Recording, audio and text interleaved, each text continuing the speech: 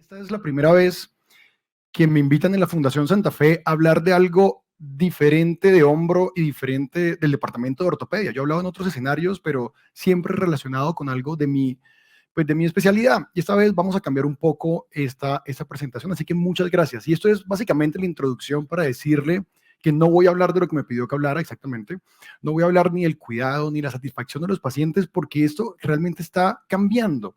Y como no voy a hablar de esto, pues no podía venir solo aquí a enfrentarme con todos ustedes. Por eso invité a un amigo que desde hace más de 5 años he tenido una relación con él. Sé quién es, conozco parte de su familia y creo que me va a ayudar un poco a contarle la historia de por qué ya no debemos llegar Mi nombre es José Brunstein, de profesión ingeniero civil, natural de Caracas, Venezuela, 14 años residenciados en Bogotá, Colombia. Ya soy colombiano, formo parte del Centro de Cuidado Clínico del Manguito Rotador de la Fundación Santa Fe de Bogotá, con una excelente experiencia, no una vez, sino 2 veces. Operado del manguito rotador en el hombro derecho en el año 2017 en enero y del hombro izquierdo en febrero de este año 2022. Y ojalá porque él está hablando exactamente de lo que la doctora Ortiz estaba hablando, y es de la experiencia de los pacientes. Fíjense que él no habla de que quede satisfecho, él habla de que su experiencia fue tan buena que nos volvió a comprar, 2 veces vino. Entonces, con esta presentación, ustedes dirán, bueno, ese tipo se va a parar acá a hablar de todo lo bueno que hace y de las experiencias, pero resulta que lo más importante no es de los pacientes que les va bien, ojo acá, es de aquellas personas cuya experiencia siempre tiene algo más, que algo que faltó, algo que pudo ser mejor. Y con esto construí esta presentación. ¿Cuáles son las 3 cosas que quisiera que todos nos llevásemos después de esta charla? Y son estas, ¿sí? Recuerden, somos humanos tratando a otros humanos. Son personas con problemas tratando a otras personas con más problemas todavía. Cuide la experiencia del paciente. Ya no queremos dar un tratamiento. Ojo, queremos brindar una experiencia al paciente que incluye su tratamiento, por supuesto. Y recuerden que la experiencia de los pacientes inicia antes de que usted conozca al paciente. La experiencia inicia antes de que el paciente incluso llegue al hospital. Entonces, ¿con eso qué queremos? Queremos generar relaciones con las personas. ¿Y cómo o para qué creamos esta relación? Para esto. Y aquí es donde empieza la diferencia entre esa persona que nos recomienda a la persona que realmente es un fan de nosotros, alguien que pelea por nosotros, alguien que es capaz de pararse en un escenario y decir, no señores, no señores, el doctor Ceballos sí es mi médico porque con él sí me siento tranquila, no es lo que usted está diciendo. Si uno logra ese nivel de relación con las personas, es ahí cuando uno puede decir, oiga, estoy brindando la experiencia que esa persona necesita. Entonces, ¿cómo logramos esto? En el primer punto que les mostraba, recuerden, humanos tratando a otros humanos. Hay que crear una relación, hay que crear un vínculo que vaya mucho más allá de lo transaccional. Entonces, ¿cómo empieza esta historia de la experiencia? Hay un universo, por supuesto, y hay un grupo de personas que nos pueden conocer, ¿sí? Pero esas personas no todas nos van a considerar, no saben quiénes somos, pero ni nos consideran. Otro grupo sí. Y luego de que nos consideran y tienen experiencias con nosotros, pueden recomendarnos. ¿Y por qué nos recomiendan? Porque esa experiencia que han tenido hasta este momento les permite, oiga, allá hacen algo bueno, esto le puede funcionar, vea este video de rehabilitación que le va a servir, lea este blog que hizo el departamento de anestesia, que ahí le dice cómo bloquear el plejo. Y no nos conocen, nunca han venido a la fundación, pero nos están recomendando. Y luego empieza ya la venta, que es el contacto con el paciente. Es cuando la persona llega al hospital, a la consulta, a la cirugía, y es ese momento de verdad donde todo se valida todo lo anterior. Y después viene en lo que estamos acostumbrados, es en este círculo en lo que estamos acostumbrados, y es que la gente nos recomiende porque le fue bien con nosotros, porque quedó satisfecho con nosotros. Y por eso esa palabra, como le decía al inicio, doctor Moyano, no voy a detenerme en que queden satisfechos porque no es el punto al que quiero llegar. Los pacientes tienen que ser promotores reales de nosotros. Y promotor es una forma un poco diplomática de hablar de que sean fan de nosotros. Aquí el fan suena un poco como a concierto de rock, pero es más o menos lo que queremos lograr. Entonces, ¿cómo nos metemos en esto? Resulta que si nos imaginamos que estos somos nosotros e empieza nuestra práctica, pues la gente nos empieza a conocer y hasta ahí, no saben ni qué más.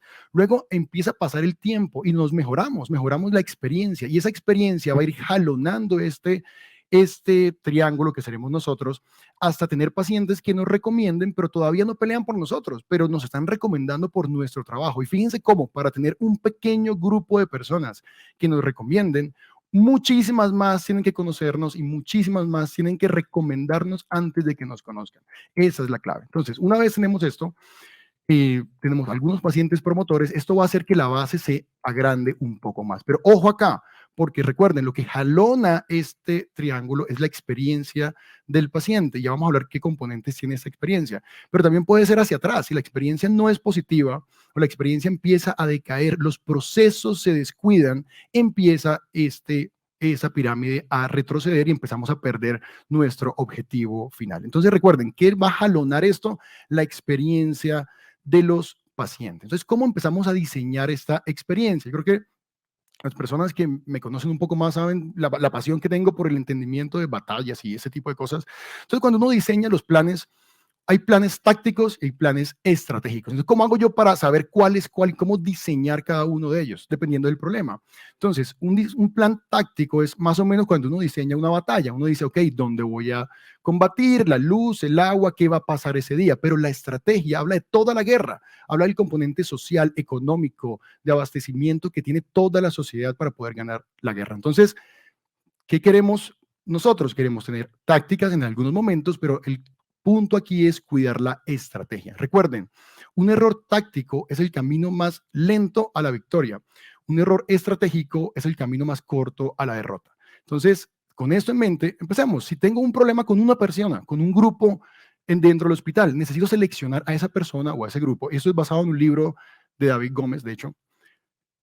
Seleccione a esa persona, averigüe qué le encanta a esa persona. O sea, personalice esta experiencia de esta persona y súmale una sorpresa. ¿Sí? Usted ya lo conoce, ya entiende el problema, sabe qué quiere esa persona y sorpréndalo. De esta forma va a tener personas enamoradas. ¿Sí? Es sencillo, pero resulta que ¿cómo hago para tener esto de forma continua? Y es aquí donde me toca enamorar al equipo entero, enamorar a los empleados. Y esto es bien difícil, o sea, casi que es muy difícil enamorar a la novia. Ahora enamorar a todo el grupo de empleados es bien, bien complejo. Entonces, es un reto grande en el que toca trabajar. Y no solo eso, hay que afinar los procesos. Y como su nombre lo indica, eso es dinámico. Una vez yo tengo un proceso, debo reconsiderar el proceso para hacerlo mejor. Recuerden, deben quedarse con el problema, no con la solución. Y de hecho ayer hablaba en sala de cirugía con un auxiliar y me decía, doctor, pues que hay más de 10 formas de mejorar este proceso, pues es que así es. Y ahí empieza el problema. Está el proceso, hay que cumplirlo, pero nadie se devuelve a pensar, oiga, ya tengo este producto, ¿cómo lo voy a mejorar? ¿Cómo voy a hacer para que no se gasten 17 minutos entregando un protocolo en farmacia, por ejemplo? ¿Sí? Ese tipo de cosas son cosas que uno tiene que darse cuenta dónde está el problema y afinar el proceso. ¿Para qué? Para mantener también enamorados a los empleados que crean en nuestra causa. Y más allá, hay que meterle detalles que sean en parte sorpresivos para quien lo recibe, pero siguen siendo detalles que se salen del proceso y de los empleados. Y de esta forma voy a tener clientes o pacientes o incluso mis compañeros de trabajo continuamente enamorados con la causa. Entonces recuerden, aquí aparece otro elemento. Ya no solo es el trabajo en equipo, sino la sorpresa. Recuerden esta frase que es ganadora. Detalle más sorpresa es igual a enamoramiento.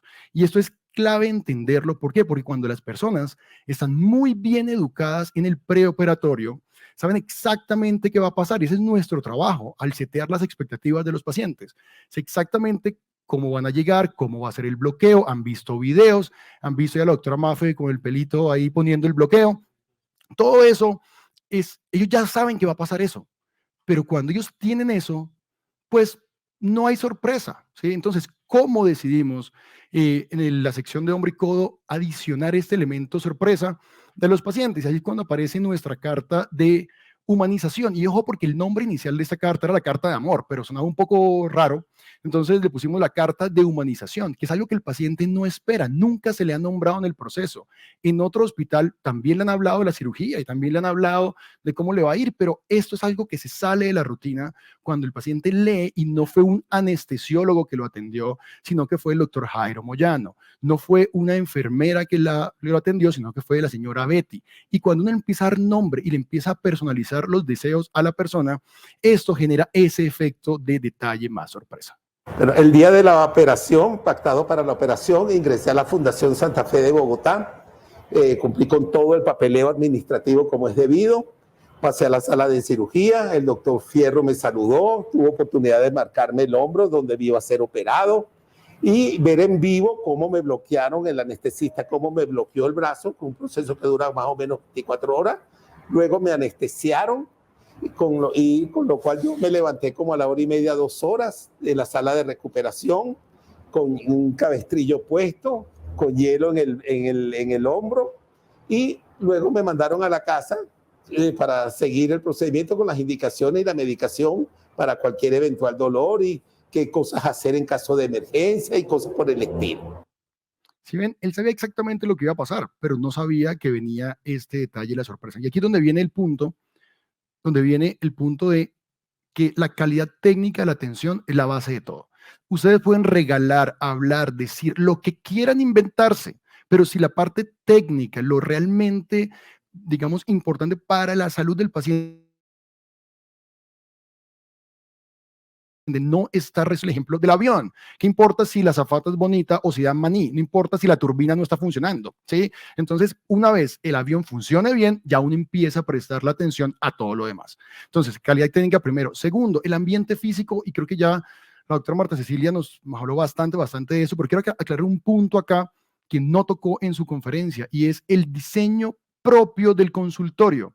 Los consultorios con escritorio están mandados a recoger. Sáquense eso. Incluso creo que ya el diseño de la relación médico-paciente dentro del consultorio no puede ser con un escritorio en la mitad, porque eso psicológicamente crea el médico y el paciente. Entonces, piensen en su consultorio de aquí en adelante, cómo van a entablar esa relación. Saquen el escritorio de la mitad y no tengan nada entre usted y el paciente.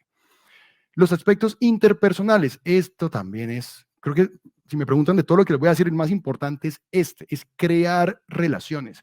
Y esa relación inicia desde que el paciente llama a pedir la cita y atienden y le dicen, la señora, no hay cita, no sé, el doctor no está. Automáticamente eso ya empieza a generar un disconfort con la persona, pero si siente a alguien cálido que lo recibe, que le pregunta, ay doctora, qué lindas gafas, eso automáticamente empieza a generar una relación que logra esta experiencia adecuada. Y por supuesto, los aspectos financieros, pues todos sabemos lo importante que es el dinero y eso es clave cuando uno empieza a tener servicios ambulatorios. Nosotros ya hemos intentado practicar esto, enviar enfermeras a la casa, tener soporte ambulatorio muy importante y descubrimos que no todo el mundo reconoce ese valor. Para alguien 80,000 pesos puede ser mucho dinero, para alguien 80,000 pesos puede que no sea nada. Entonces, si uno no deja claro esos aspectos financieros que se amolden a las necesidades de las personas, no va a poder continuar la experiencia de en estos escenarios, primero. Y segundo, si ustedes no crean una relación con el paciente los va a cambiar por dinero. Entonces, la relación tiene que ser tan fuerte y tan sólida que el dinero no sea un factor determinante en esta transacción. También quería decirle que durante el proceso de fisioterapia, el doctor también obviamente pidió la evaluación de un médico internista de la fundación para que me chequeara debidamente, tanto preoperatorio como postoperatoriamente. O sea que siempre estuve controlado por el equipo de la fundación del centro clínico del Manguito Rotador, como por la internista, con la medicación sobre todo, si tenía mareos, si tenía cualquier cosa. O sea que yo me sentía con mucha confianza en ese sentido. Y todo fue de maravilla, gracias a Dios. Luego me llamaron para control constantemente, estaba bien chequeado, bien sea telefónicamente, por correo, por WhatsApp, por todos los medios. La fundación estaba muy pendiente de mí. Eso quiero ser muy franco en eso. Fíjense cómo hace énfasis en el cuidado post, en la continuidad, en la atención. Y esto es clave en los servicios ambulatorios. Las personas no pueden percibir que cambiaron de sitio, que hoy estoy en el hospital, mañana estoy en mi casa, o el mismo día estoy en mi casa en la noche, que son ambientes separados. Las personas deben sentir, deben percibir la continuidad en la atención y el acceso al a estos servicios. Entonces, ¿cómo lo hicimos? ¿Qué sucedía? Las personas aquí le tienen miedo a que le duela porque están bloqueados, en recuperación están bastante bien, pero saben que están bloqueados y les da miedo que en la casa les duela. Y esa es la pregunta, el 80% de la pregunta es, doctor, ¿y qué hago cuando se le despierte el dolor? Pues, ¿cómo trabajamos en eso? Y aquí aparece esta estrategia que es el pasaporte del dolor. Todo el mundo entiende que es un pasaporte, es fácil de vender este concepto. Y es una estrategia para que la persona salga y al otro día tenga una consulta rápida con alguien especialista en dolor y lo pueda ver y le pueda solucionar esa urgencia que sería el dolor en el posoperatorio. Ahora, el acceso, si recuerdan al señor Brunstein, lo que nos decía, yo estaba en contacto con el correo, el teléfono, el WhatsApp, las personas sienten que pueden no solamente recibir ese cuidado, sino que pueden acceder en cualquier momento a él. Esto, que es cómo percibe el paciente lo que hacemos, es clave en este diseño de la experiencia de los pacientes ambulatorio. ¿Por qué? Porque una persona que le preguntan 4 veces su nombre en 10 minutos, pero empieza a preguntarse, oiga, ¿para qué me preguntan tanto? O sea, ¿por qué me toca llenar tantos formularios? ¿Por qué me toca llenar una encuesta de 30 preguntas a ver cómo fue mi satisfacción cuando ya eso está afectando mi satisfacción? Entonces, ¿cómo perciben los pacientes lo que hacemos? Es algo que no siempre miramos, pero hay que tener muy, muy en cuenta. Y esto, el setear las expectativas. Las personas deben saber a qué van y no imaginarse cosas. No empezar a imaginarse que después de la cirugía del manguito rotador a las 2 semanas estarán jugando tenis. Por ejemplo, las expectativas, y esto es algo medio para discusión, no se deben superar. Las expectativas no pueden estar por debajo. Las expectativas deben llenarse. Punto. ¿Qué es lo que la gente llama superar las expectativas? Todo este proceso del detalle, del enamoramiento, pero es algo distinto. Y para esto hay un ejemplo muy básico que es el aguacate. Ustedes van a comprar un aguacate por 7,000, 8,000 pesos y ustedes esperan comprar un aguacate. Y resulta que no le dan un aguacate, sino que les dan 5 aguacates, una bolsa de naranja, plátanos. Y uno dice, oiga, ¿qué pasó aquí? ¿Sí? O sea, ¿será que un lavadero de plata? Empieza a generar sensaciones que ustedes no quieren que se generen. Pero si ustedes reciben exactamente lo que su expectativa, pero aparte les dan un MOOC que dice, disfrútame hasta la pepa, vuelva pronto, pues probablemente la gente eso genera una recordación en el cerebro y va a decir, oiga, yo les recomiendo, vayan, a son muy queridos. Y empieza la gente a engancharse con su producto. Entonces, ese cuento de superar las expectativas hay que verlo muy, muy en el contexto, porque en medicina uno tiene que dejar claras las expectativas, cómo se dejan claras las expectativas desde antes que nos conozcan, creando toda esta experiencia desde antes, en el durante de nuestro contacto con el paciente para llenarlas y enamorarlos con detalles, sorpresas y trabajo en equipo. ¿Y cómo nos medimos? Aquí todo es de medición, eso en la Fundación Santa Fe no puede haber una charla donde no haya medición. ¿Y dónde pelea la gente ahora? ¿Sí? ¿En dónde se agarra la gente ahora? ¿En dónde busca recomendaciones en este momento? Pues en las redes sociales, ahí todos son valientes, ¿sí? Y todo el mundo da su opinión, porque pues, ¿qué hacemos? Así es el mundo ahora. Entonces, por ejemplo, ustedes van a salir, van a buscar un hotel, un restaurante y quieren cambiar. ¿Dónde lo buscan? Probablemente no van a llamar a la tía abuela a preguntarle que cuál fue el último restaurante que fue. Ustedes entran a internet y ¿qué hacen? ¿Qué hacen cuando buscan un restaurante nuevo? Leen los comentarios y dicen, ay, no, comida fría, mala atención, me salió una cucaracha, todo lo que puedan encontrar. Pero y basado en eso, ustedes buscan su restaurante y su hotel. Y peor aún, lo comentan dependiendo cómo le va, si hizo o no mella en ustedes. Igual pasa en medicina, es lo mismo. Las personas cuando van a buscar su médico, van a buscar su hospital, probablemente lo primero que hacen es preguntarle a sus amigos. ¿En dónde? En redes sociales, buscan comentarios, ven qué tanta interacción han tenido previo a este contacto con el paciente. Y después de eso, empiezan, si de verdad los tocaron, hacen comentarios porque quieren que otras personas se beneficien de eso. Y más allá, si alguien comenta mal, probablemente usted le van a decir, oiga, mire, qué pena, yo fui a la consulta y tengo una percepción diferente a esto. Si uno lograse esto, cumplió con conseguir que un paciente se vuelva ese promotor rojo que les mostraba en el centro. Entonces recuerden, ya no queremos más pacientes satisfechos, no queremos que nos pongan caritas felices, no queremos NPS de 100%. Ojo, la vara está mucho más alta ahora. Queremos que los pacientes nos reconozcan como su mejor alternativa porque tienen una relación con nosotros, porque nos consideran como su mejor opción y van a pelear por nosotros. Muchísimas gracias.